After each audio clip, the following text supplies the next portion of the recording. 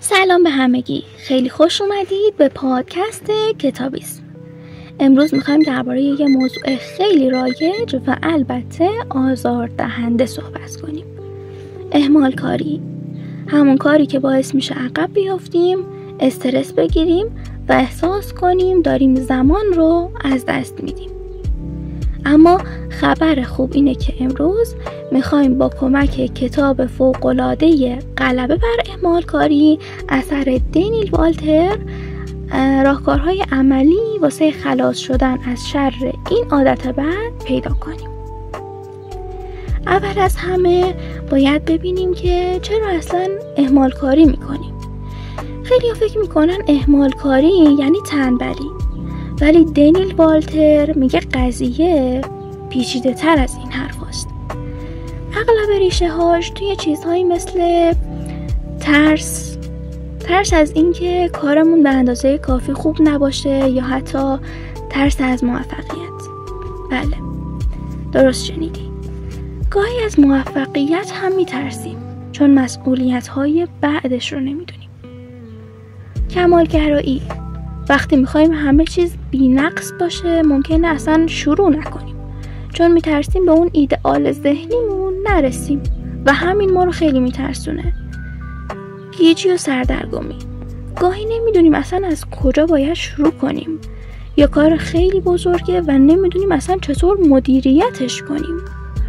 حواس پرتی، دنیای امروز پر از چیزاییه که حواسمون رو پرت میکنه، از گوشی موبایل گرفته تا شبکه‌های اجتماعی. کمبود انرژی یا انگیزه، وقتی خسته هستیم یا انگیزه ای نداریم خیلی راحت کارامون رو به فردا میندازیم. خب حالا که فهمیدیم چرا اینطوری میشیم، بریم سراغ اصل مطلب. چطور میتونیم این عادت رو ترک کنیم؟ دنیل والتر چند تا راهکار خیلی کاربردی رو پیشنهاد میکنه که من چند تا از مهمترین هاش رو اینجا واسهتون میگم. 1.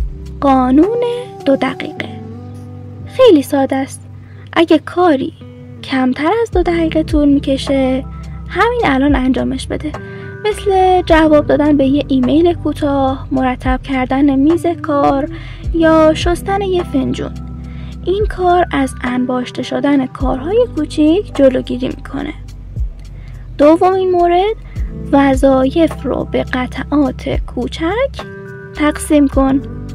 وقتی یه کار بزرگ و ترسناک جلوی ماست، خب طبیعیه که بخوایم فراموشش کنیم، یا اگه اون کار رو به مراحل خیلی کوچیک و قابل انجام تر تقسیم کنیم دیگه اونقدر واسمون وحشتناک به نظر نمیرسه. مثلا به جای نوشتن گزارش میتونیم بگیم پیدا کردن منابع و نوشتن مقدمه یا نوشتن بخش اول و خلاصه چیزای دیگه. سومین مورد، تکنیک پومودورو. این تکنیک برای مدیریت زمان عالیه. برای 25 دقیقه با تمرکز کامل کار کنید، بعدش 5 دقیقه استراحت کنید. بعد از 4 تا 25 دقیقه کار یه استراحت طولانی تر از مثلا 15 تا 30 دقیقه داشته باشین. این کار باعث میشه که به حفظ تمرکز و جلوگیری از خستگیتون کمک کنه. یه بار مرور میکنیم. پس 25 دقیقه با تمرکز کامل کار میکنی، بعدش 5 دقیقه استراحت و بعد از گذشت 25 دقیقه کار دیگه یه استراحت طولانی تر مثلا 15 تا 30 دقیقه داشته باش. این کار باعث میشه که تمرکز بیشتری داشته باشی و از خستگیت هم جلوگیری میکنه.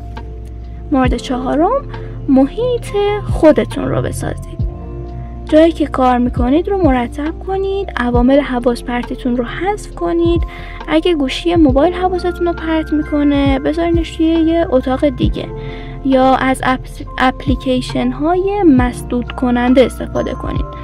با یه سرچ کوتاه توی گوگل راجع به این اپلیکیشن ها میتونید اطلاعات بیشتری کسب کنید. و مورد 5، به خودتون پاداش بدید. وقتی یه وظیفه رو تموم کردین، حتی اگه کوچیک هم باشه، به خودتون یه پاداش کوچیک بدین.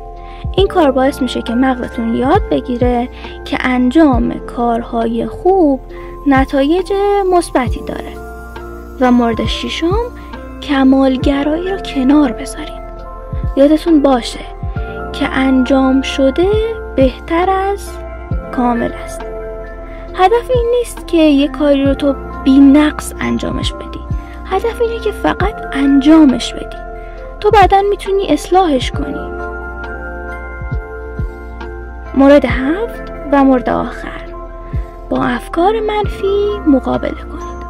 وقتی فکرهای منفی مثلا نمیتونم یا خیلی سخته یا از این قبیل فکرها سراغتون اومد، سعی کنین که اونها رو فقط با جملات مثبت و انگیزشی جایگزینشون کنید. این راهکار شاید یه خورده مسخره به نظر بیاد، اما واقعا تاثیر داره. نکته مهمی که دنیل والتر روی اون تاکید میکنه اینه که غلبه بر اهمال کاری یه شبه اتفاق نمیفته.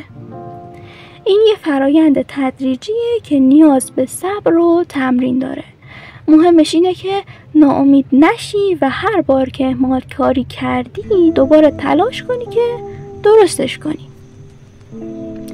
خب امیدوارم که این نکات از کتاب غلبه بر اهمال کاری براتون مفید بوده باشه و بتونید ازشون واسه افزایش بهره‌وری و آرامش بیشتر توی زندگیتون استفاده کنید.